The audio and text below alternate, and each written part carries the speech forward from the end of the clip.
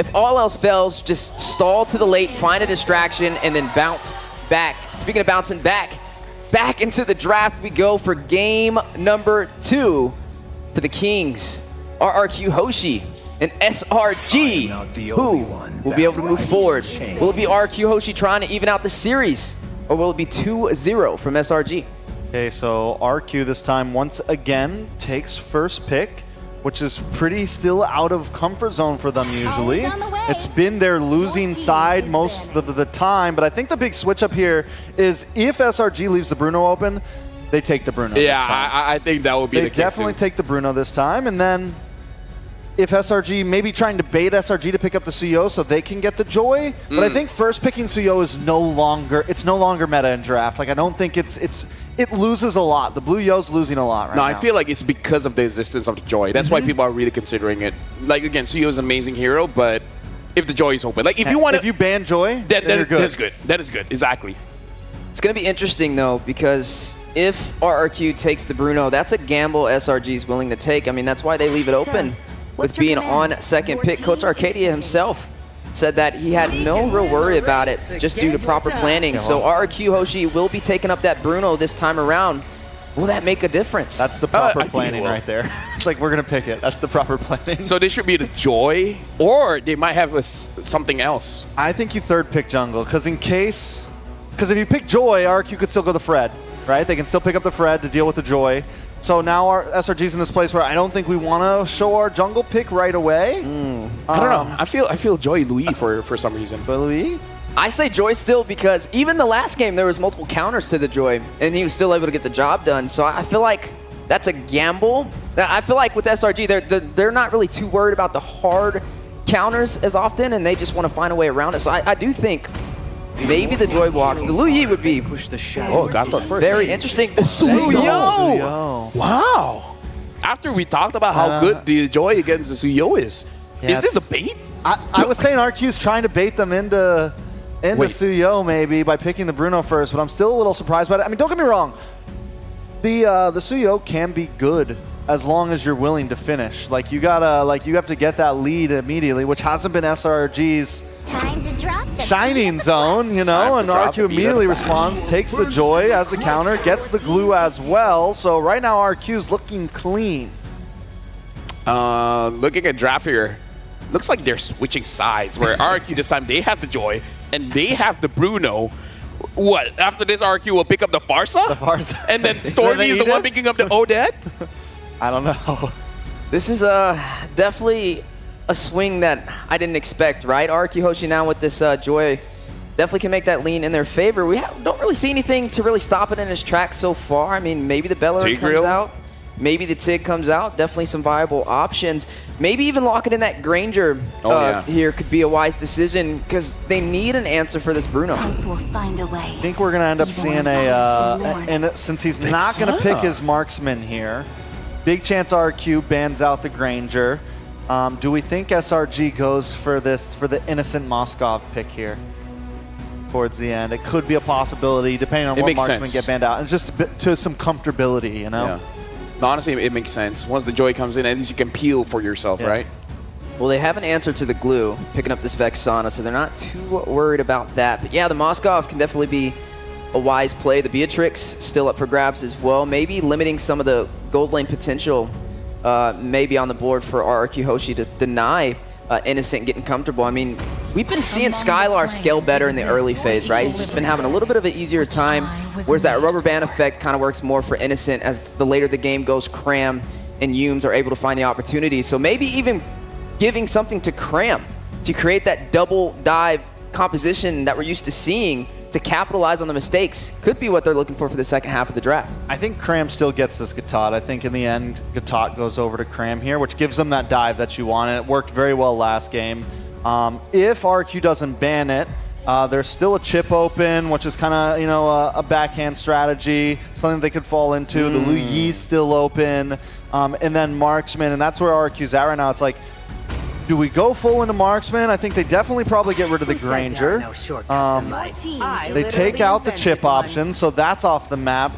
Maybe they just get rid of any map displacement options and just go into the Lu Yi as well. I think the Lu Yi would be a good pickup here, right? I mean, definitely could affect the Skatat, the Suyo, and even the Vexana. I wonder if SRG will be able to sniff that one out. We still got to see what the gold lane matchup is going to be as well up against this Bruno. Now, are we seeing the Hylos still up for grabs? Could be something that SRG goes in for, especially on this XP lane matchup or Rome matchup that we're going to be seeing moving forward. Maybe even the Belleric could be coming out here.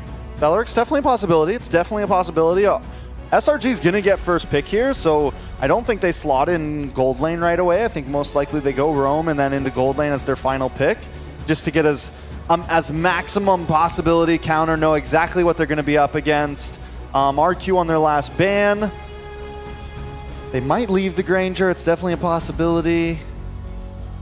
If they ban the chip, they banned the Guinevere before. The TIG is open as well.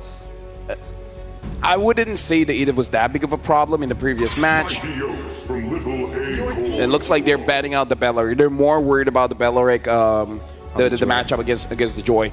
Now, SRG, they can pick up the Granger now because here's the thing. If they don't pick up the Granger now, that's a bit sus. That makes it sound like they have a different answer for this Bruno. Perhaps they figured out, because here's the thing. SRG, vengeance incarnate. Now they pick out the Moscow, because here's the thing. SRG is the one that said Granger is the counter towards Bruno. Yeah. But our problem is we can't close games with it. So you know what you can close games with? a Innocence Moscow. Oh yeah, that's the maniac there.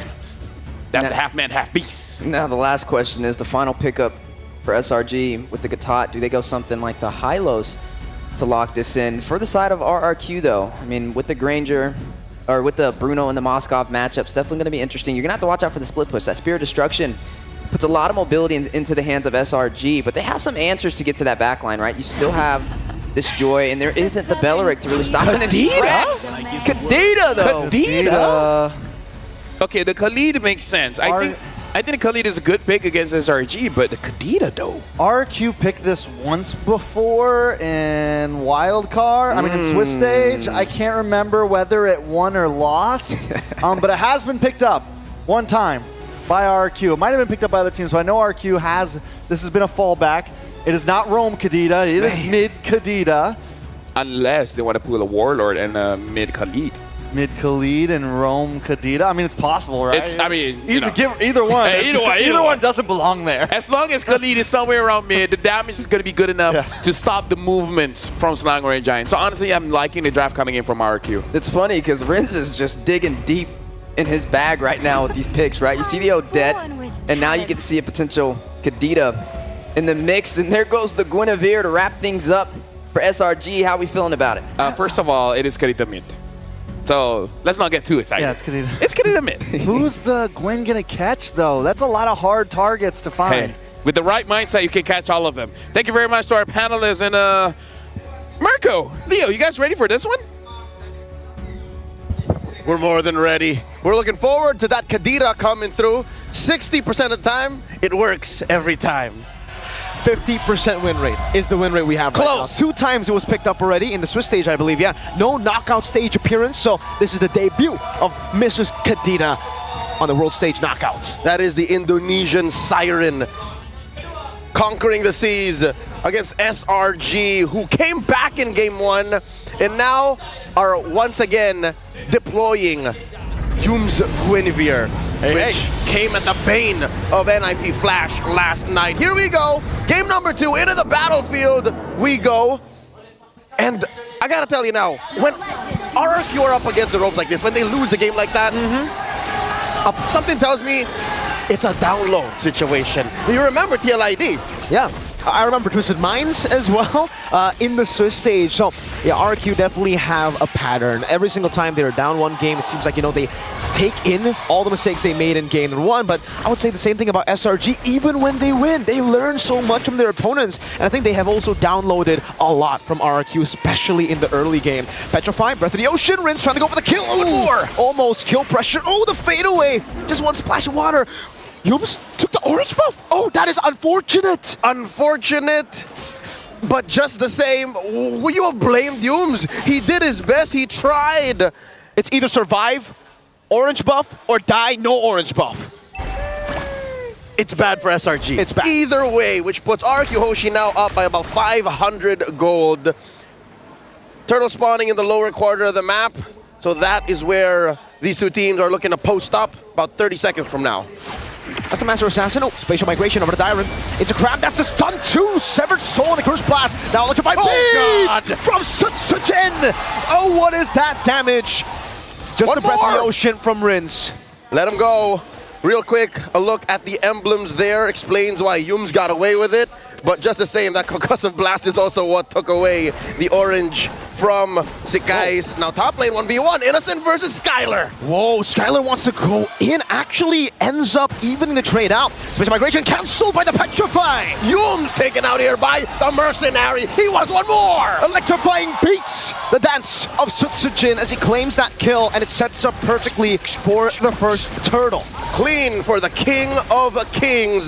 This will propel them forward up by about 1,000 and change now. 2 minutes in. Sutsujin clean with a take, and maybe the small camp, why not? Just invading. Didn't need to use the retribution, so you can actually just go in, get a very, very safe invade, a bit more of a lead. And now it's just deja vu, right? I think for the most part, both SRG and RRQ find themselves in this situation in most of their games. RRQ are always leading at the start, but then lose out control. SRG are always down in the early game, but somehow manage to gain control in the mid game. A very templated approach by RRQ Hoshi. Patterns upon patterns you see. And I'm pretty sure Kezcute has It's the drilled it blueprint. into their minds. He brought out the blueprint, just laid it out and said, this is what you did last game, do it better. And what better a start could you ask for? A turtle, a compromised orange, 3 kills on the Mercenary, and now look at this Edok pushing back to Yums and Sikais. Do it better doesn't even cut it anymore, you know? That was an M5 thing. You gotta do it greater in M6. Than ever. Than ever. Game never over. I mean, that is just one game that they dropped the ball on. And again, the only real L is when you don't learn. And so far, I think the fact that they're pushing the tempo, speeding it up, putting Rins on a hero that can pick off easy targets, Innocent, Stormy. I'll tell you now, even Sikai's come to mid-game, he's gonna hurt. Definitely. Does seem like right now, I mean, I'm paying attention into this gold lane matchup. It does seem like in this game, Edok is paying more attention to Skylar than he did in the previous one, right? Despite the fact that Granger was winning the matchup. I think now they're thinking, okay, we got a Bruno up against a Moskov. Even if we get to mid-game, late game together, if they scale up properly, Bruno should still have the edge. That's right. So by sending Edok over there, they protect the early game, they secure the mid game, and then the inevitable late game. Yep. Bruno is, I want to say infinitely scaling, but when you put it... Basically. It's almost there. Especially if your opponent has to start juggling Winter Crowns, Wind of Natures, and maybe Innocent doesn't even walk away with, oh, Yums jumping in, thump through, forcing Rins to skip him as well. Turtle here, now began the dance, there's a knock-up. Dyron with time, pass. Good revitalize. Stormy will be taken down by Edok. Rins caught on the bad spot. Cran trying to go for the chase, but it will just be a pick onto Stormy and then neutral objective for RRQ Hoshi. It's a man down for the Giants as RRQ Hoshi go ahead to barrel away at the Turtle. 2,000 gold ahead. Turtle soup on the menu here for the King of Kings.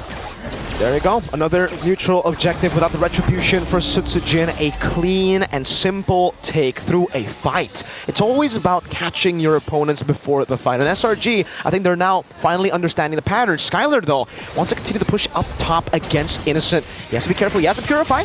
No, doesn't even need it. Dashes away from the spatial migration.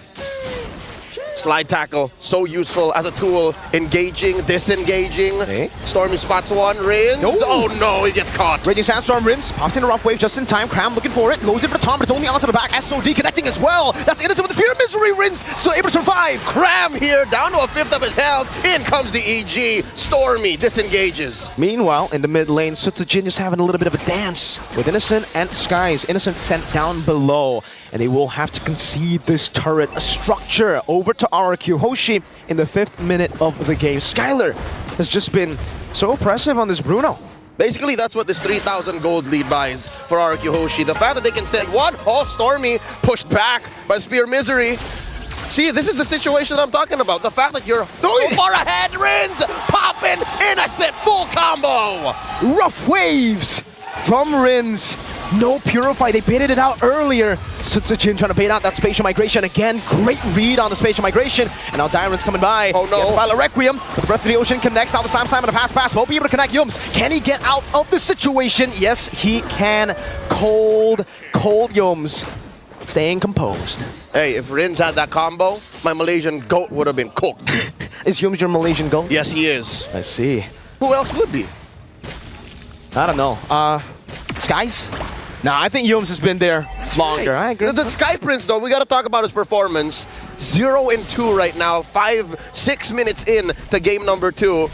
I think all the critics, all the pundits, all the analysts online are saying this is not the same Sakai, but wait, they're looking to get one here. Oh no, the knockup! The Violet Requiem 2 and the AOG connects. Rins goes with the rough waves. It'll be a trade. Edok taken down. Now Cram's gonna be next on the chopping block. Ooh, a lot of turnaround damage. SRG are looking to capitalize. The king needs to go. Dyron puts himself in the middle of the Monarch, and the rest of them down goes Innocent. The mercenary takes him down off cam. It becomes a 2 for 2. Skies gets a double. They're on the neutral objective. Skylar wants some smoke. Goes over to Cram. Slide tackle forward. Oh, almost a goal. Almost. Can they get it? So Tsujin baiting it out. Now walking forward. An assassination from the mercenary. He had his mark and he found it. The Mage Prodigy could not go anywhere. He committed everything. And now Cram staying alive. Barely. Just barely staying alive there. Uh-oh, Skies, he didn't use a Retribution. He should still be able to contest this, but I don't know if he should. Edok's walking up, and Sutsujin will be the one to claim the purple buff. What's the term? Grand Theft Purple, baby. He is guilty. 3,000 gold ahead. It's the same story as game number 1. SRG, if you ask me, I think this lineup right here, it might actually be built better to come back. Yeah. I actually like it. The chances of this lineup coming back compared to game 1 is better. But watching this game, 8 minutes in, RRQ Hoshi are going faster. So will they even find that window? I think it's a great point you brought out. SRG, they have a better comeback composition. But I could say the same thing about RRQ. They have fixed on the errors that they had in game 1. They have a better snowball composition. Yep. If they get the lead that they got in game 1, Which they're working to. very, very close to getting, I would say, in this moment of the game, right? 8 minutes, we saw a very similar amount of gold lead. Petrify, oh, rough waves again. Innocent didn't even get the Purify out. And now Yums pushed back. No dice for SRG. Yikes. That's what we're talking about. The Rins played the Odette prior, and now that it's the Kadira, who by the way just picked up the concealed boots, AOG coming through, Rins might get punished! And he will ready set time! Edok! Finding Stormy in the backslashing him, and Skylar will just go with the balls, with the House Claws as well. Now Cram mounted up. And now, Innocent! Spear of Destruction coming through, down goes the King! Innocent in the midst of it all, Diamond going for Slam. Innocent with a blink again, Diamond not able to get the ability, so Tsujin walking up, Skies with a stun, only onto Dyron. Electrifying beats as Innocent gets mounted up, both going for the wrong or different targets. Skies in the bottom lane, juking away from Tsujin. Run, Sky Prince, run! One more! The shutdown by the Mercenary! Oh, Dyron's got to be careful though. He chased a bit far. Spatial migration from Yums, and Dyron just Inibanchanas is it up. Oh my lord. The Lord spawns here, upper quarter. About 9 minutes and a half into game number 2. The fact that RRQ Hoshi are now finishing what they start and they find their marks. Another one for Rins! Stormy goes, let me finish my sentence. Kila Rins! It's very deja vu to the previous Kadita gods. He follows a lineage of amazing Indonesian talents, and now on behalf of the King of Kings, he's looking to right the wrongs of game number 1. Even the orange here, Sekai's is struggling to secure. The orange buff taken away, Sky's not able or didn't need to go for the Retribution. And RRQ against Skylar, what is he looking out? He's looking at 3 items, almost 4, actually just 2 components too. So he's pulling enough to be a beast. That's a concentrated energy for Sutsujin. So wants a bit more sustain in these skirmishes. Knows SRG can actually still threaten him in a lot of these dives. RRQ Hoshi knows that they're sharing the core role. There's 3 main damage dealers on their lineup, and that should lead to more than just an inhibitor shield popping here. Oh no, Cram's in trouble. AOG defensively in the back. Rins again jumps into the rough waves and a petrify, but it only connects on the Yomes. Now the SOD to the back. Do they take it? That's a spatial migration. And Innocent's there. Edok walking up. And they push back. The rest is super team and SRG pushing back on RRQ as well. No one goes except Iron. It's just Innocent, man. He's always on point. It doesn't matter that you've shut him down 3 times, Leo. 2 and 3, now he's building back. Current net lead for his team at least. Number 3 overall. That's 7.8K on Innocent. Currently has the Trinity, but just the Trinity. Halfway through a rose gold dog. So that should help him against Susujin, should help him against Rins.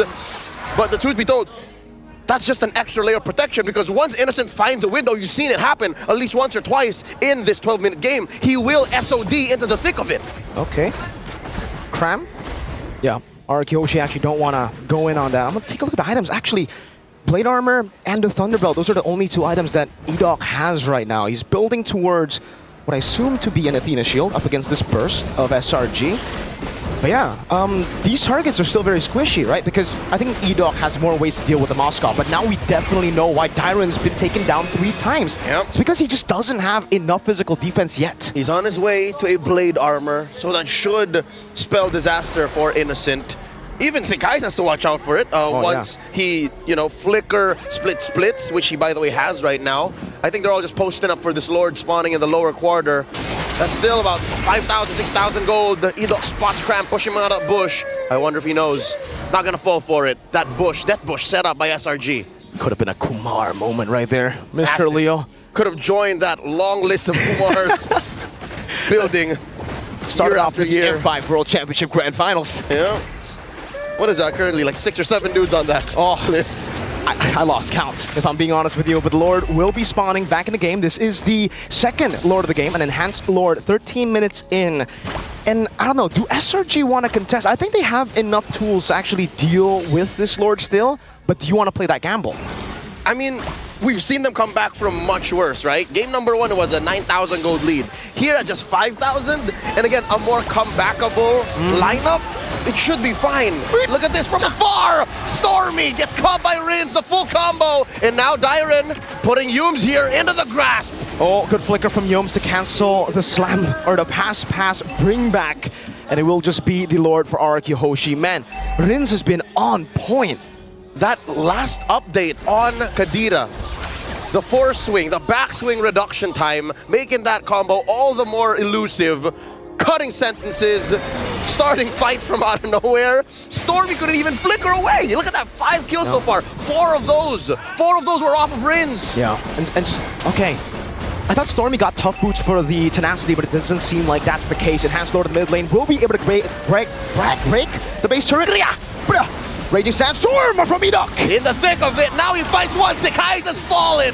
Selangor looking for the clapback. Innocent walking up. Sutsujin with the damage. Over now. Spatial migration from Yums. Unable to connect. Skyler. One last crit is all he needs. Innocent gets back to the base in time. The conceal, allowing for faster movements, allowing for a re-engage, and now Sutsujin blasting them all. Yums the last one left. Immortality out, and that's a wipeout. Rins.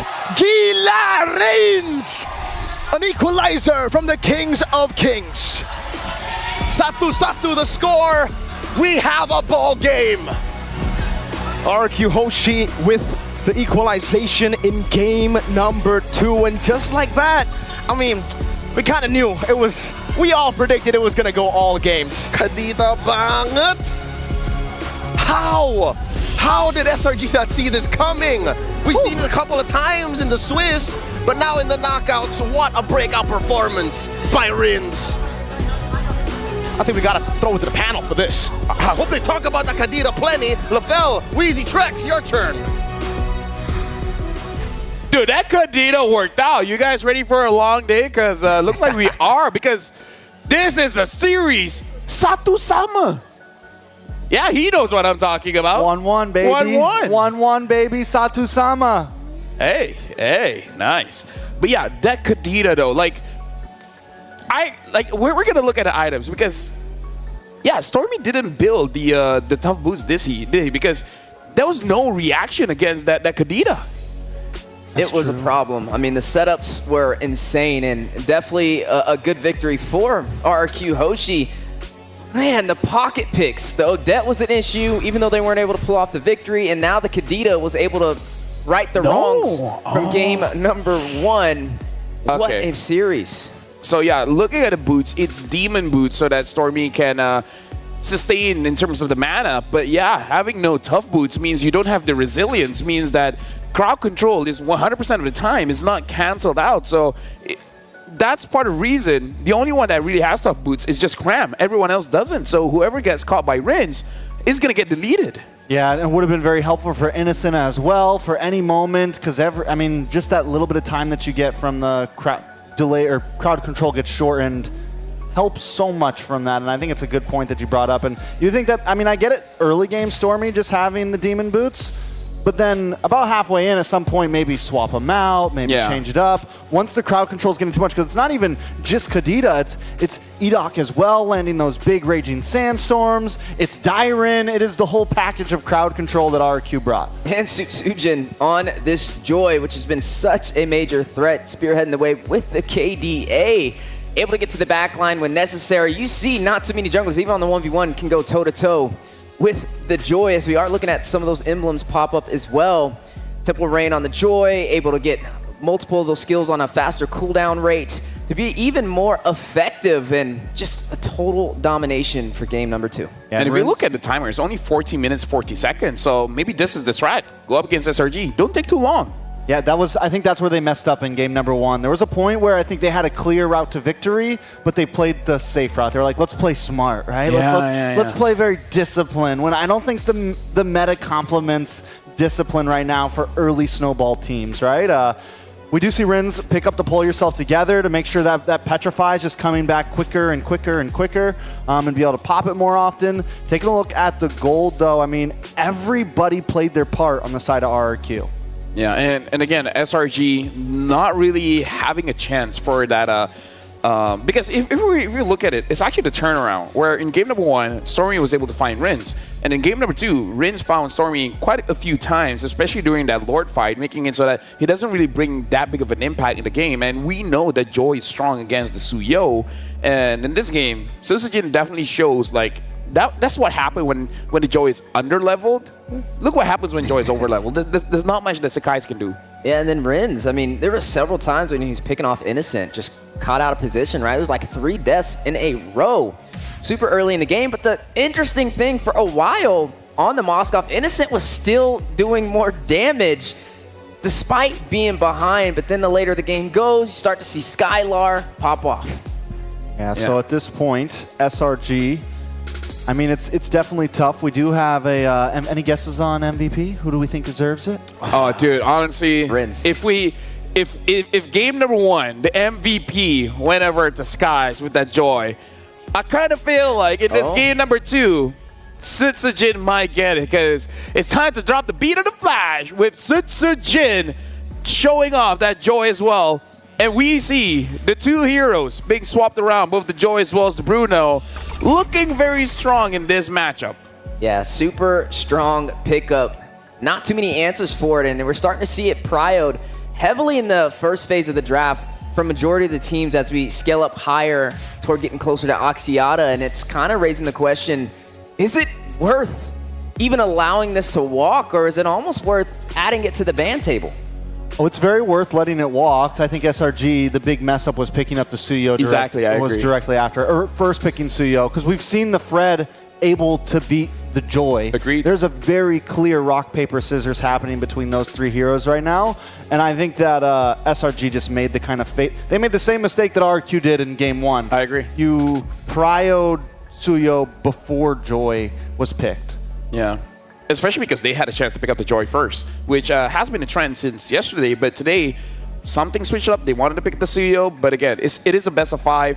Part of the best of 5 is understanding your opponents. Where do their strength lies? Now they see the Joy, they see the Bruno, and they see the Kadita.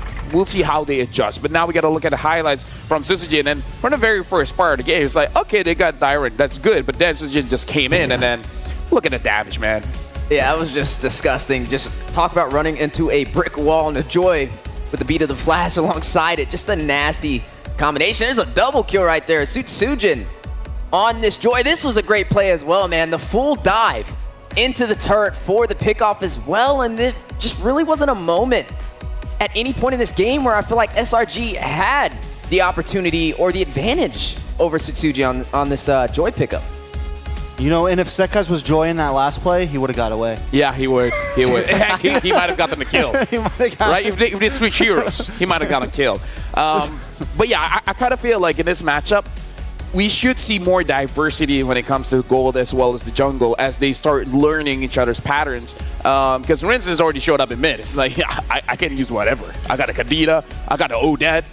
What else? Eudora? Who knows? Yeah, just another great game. What was interesting